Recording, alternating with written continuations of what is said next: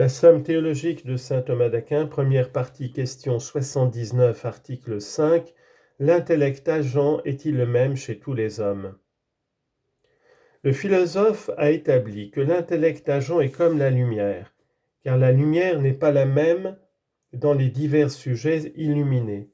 Donc l'intellect agent n'est pas le même dans différents hommes. Résumé de l'argumentation. L'intellect agent étant une puissance de l'âme, il n'est pas possible qu'il soit le même chez tous les hommes. Il doit nécessairement se multiplier avec le nombre des âmes. Corps de l'article. Constatons en premier lieu que la vérité de cette proposition découle logiquement de la précédente. Si l'intellect actif n'était pas quelque chose de l'âme, s'il formait une substance séparée, il serait vrai de dire qu'il n'y a qu'un intellect actif pour tous les hommes, et c'est ainsi que l'entendent ceux qui admettent l'unité de cet intellect.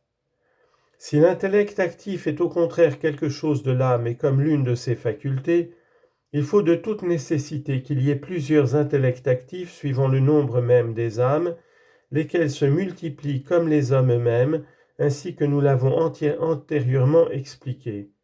Car il est impossible qu'une seule et même vertu ou faculté soit en même temps celle de plusieurs sujets. Première objection. Rien de ce qui est séparé du corps ne se multiplie selon le nombre des corps. Or l'intellect actif est séparé comme il est dit, au 3e livre du De Anima, donc il ne se multiplie pas avec le nombre des corps, et il est le même chez tous les hommes. Réponse. D'après le philosophe, l'intellect actif est séparé de la même manière que l'intellect possible, car la raison qu'il en donne, c'est que l'actif est plus noble que le passif. Or l'intellect possible est dit séparé parce qu'il n'est l'acte d'aucun organe corporel. De cette manière, on peut également dire que l'intellect actif est séparé, sans prétendre pour cela qu'il forme une substance à part. Deuxième objection. L'intellect actif produit l'idée d'universalité, ce qui est bien l'unité dans la multiplicité. Mais la cause de l'unité doit être éminemment une. Il n'existe donc qu'un seul intellect actif chez tous les hommes. Réponse. L'intellect actif produit l'idée de l'universel en faisant abstraction des choses matérielles. Mais pour cela, il n'est pas nécessaire qu'il soit le même dans tous les êtres doués d'intelligence. Il suffit qu'il agisse chez tous de la même manière par rapport aux objets dont il tire l'idée de l'universalité, objet par rapport auquel l'universel est un. Et voilà ce que réalise l'intellect actif par cela même qu'il est immatériel. Troisième objection. Tous les hommes sont d'accord dans les premières conceptions de l'intellect. Or ce consentement se fait par l'intellect agent, donc tous les hommes se trouvent réunis dans un même intellect agent.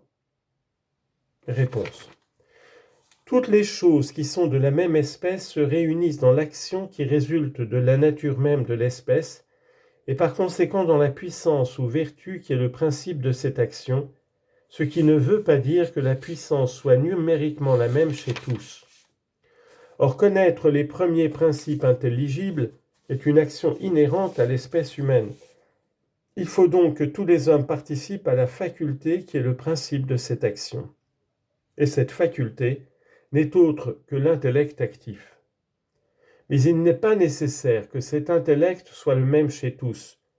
Il faut néanmoins qu'il soit chez tous une émanation du même principe.